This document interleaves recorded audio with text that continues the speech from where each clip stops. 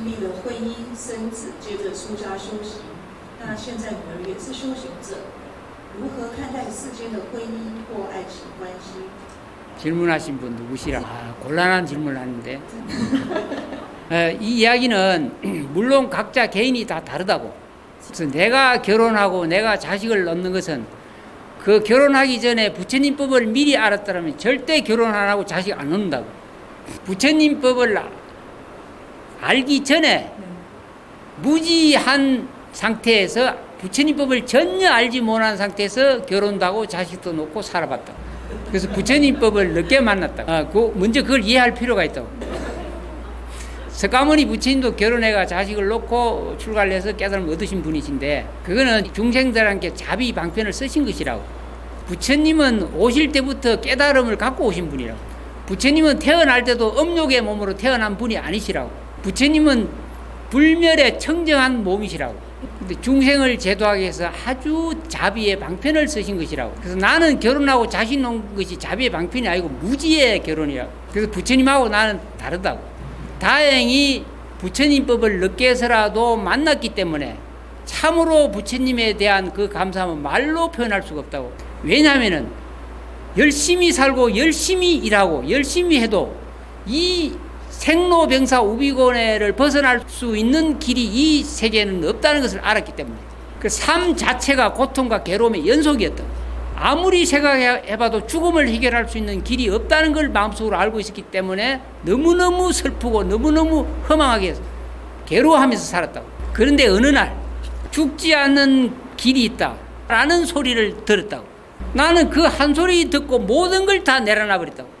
그때 나는 모든 것을 버릴 준비가 됐다고. 그런데 일을 마치고 집에 돌아와서 딱 보니까 몸 아픈 아내 또 뺑아리 같은 애기 둘 딱 있었다고. 마음이 약하기 때문에 절대로 놔두고 갈 수는 없었다고. 나는. 그래서 마음속에 이 어린 아들을 고등학교만 졸업시키고 나머지는 자기들이 알아서 갈 수 있도록 내가 고등학교 졸업시킬 때까지는 축구도 꼭 잡고 일을 해야 되겠다 마음 먹었다고. 그러면서 그때부터 몰래 아무도 몰래 공부를 했다고.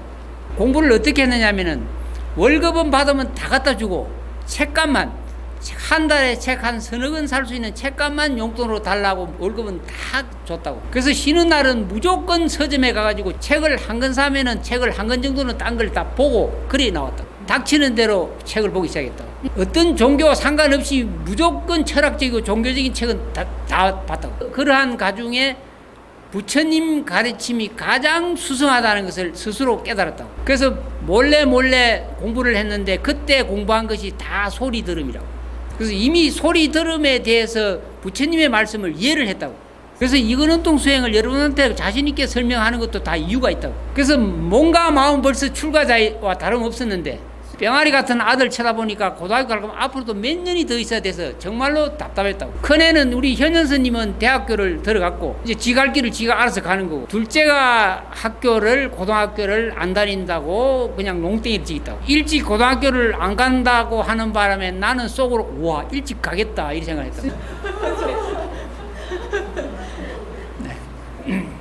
이제 그 출가에 대한 이야기가 너무너무 많은데 적당하게 마치겠다고. 그리고 스님이 되고 난 다음에 고등학교 졸업을 못한 둘째 애를 공부를 시켜서 고등학교 졸업 마치고 대학교를 가도록 만들어 놨다.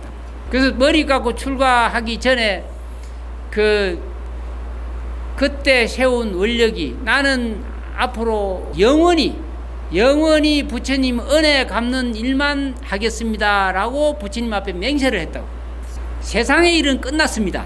이 깨달음을 증명해 주신 부처님이 너무너무 감사하고 위대하시고 고귀하시고 거룩하시니까 나는 그 은혜 갚는 길이 없는 줄 알지만은 그 은혜 갚는 길은 부처님 가르침을 전해서 수많은 사람들이 깨닫게 하는 길이라고 내가 부처님 앞에 반드시 은혜 갚는 일만 하겠다고 맹세를 했다고. 그때 그 세운 원력이 바로 안욕따라 삼맥삼 발보리심이라고. 그 보리심을 바란 그 결정된 마음이 얼마나 컸는지 86년도에 그때 그 세운 원력이 지금까지 단 한 번도 거기서 비껴나 본 일이 없다고. 밤이나 낮이나 잘 때나 어느 때나 단 한 번도 그 생각을 30년 넘게 한 번도 잊어본 일이 없다고. 어떻게 하면 생로병사 우비곤에서 벗어나지 못하고 고통받는 저 중생들을 어떻게 부처님 말씀을 전할까, 이 생각을 30년 넘게 한 번도 버려본 일이 없다고. 그래서 진실하게 이 법을 듣고자 하는 사람이 있으면 언제든지 부처님의 진실한 뜻을 전해주게 된다고.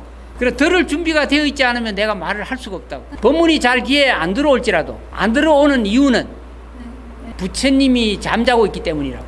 내 말이 잘 이해가 안 되는 분들은 잠자고 꿈꾸고 있는 부처님들이라고. 이미 부처님이신데 중생 꿈꾸고 계신다고. 그래서 언젠가 마음에 결정된 마음만 먹으면 곧바로 여러분들은 깨달음을 얻을 수가 있다고. 깨닫지 못하는 것은 여러분들이 보리심을 바르지 않았기 때문에 깨닫지 못한다. 이해 가는가? 더 깊이 있게 진짜 깊이 있게 다 알려고 하면은 이제 시간 나면 언젠가 이야기해 준다고. 개인적으로 그 인가 받는 이야기 궁금하지 않는가? 내가 86년도 몇 살이지? 33살에 인가를 받았는데 그때는 머리 깎은 중도 아니고 처사였다고. 그때는 버스 기사였다고. 버스 운전하면서 끊임없이 이거는 통성행을 했다고. 내가 능경을 봤을 때 얼마나 기뻤는지 모른다고. 부처님 가르침이 자기 깨달음을 증명해 주신다고. 자기의 깨달음은 반드시 부처님 경전을 놓고 확인을 하셔야 된다고. 자기 깨달음이 부처님 가르침에 부합하지 않으면 삿된 깨달음이라고. 그래서 꼭 불법성, 부처님과 부처님 가르침과 그 다음에 성가에 의지해서 공부를 하라고 한다고. 진리 자체가 우리 모든 생명 가진 모든 존재에게 이미 자유와 행복을 부여해버렸다고.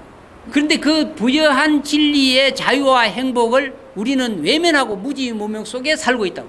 여러분들의 무지무명의 이분법적인 사고 때문에 여러분들은 자유와 행복을 누리지 못하고 있다고. 그것이 어떤 것이 그러면 나의 진정한 자유와 행복을 방해하느냐? 자의식과 제6의식이 작당해가지고 이 세계를 암흑의 세계로 만들어버렸다고. 사유하고 판단하는 의식이 자의식과 결탁해가지고 이 세상을 지옥으로 만들어버렸다고. 우리의 의식이 에고의 장난에 놀아나고 있다고. 그래서 반드시 우리는 불의의 진리, 둘이 아닌 진리와 개합할 수 있는 공부를 해나가셔야 된다. 에고가 강할수록, 자의식이 강할수록 이 부처님 공부는 하기가 어렵다고. 그래서 이적이 되면 안 된다고. 자비 사랑을 키워야 된다고. 세상에서 말하는 사랑이라는 단어는 완전히 나락으로 떨어진 추한 언어가 돼버렸다고. 그래서 부처님은 자비라는 말을 쓰셨다고. 참된 사랑이 자비로서 이타적으로 발전할 때 그것은 깨달음을 향할 수 있는 좋은 방편이 된다고.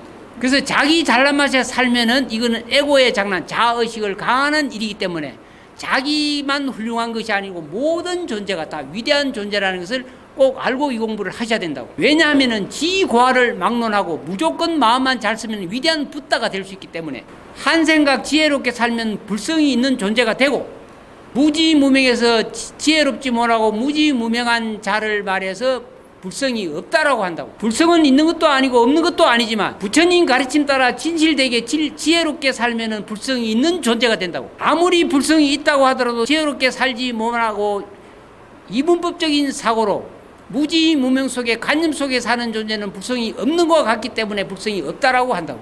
모든 가능성이 다 있지만 자기가 그것을 캐치하지 않으면 불성이 없는 것 같다고. 그래서 부처님은 불성이 있습니까 없습니까 물으니까 있다고 말할 때도 있고 없다고 말할 때도 있다고. 그래서 잘 알고 이 공부를 해나가셔야 된다고. 请您好好觉知这点。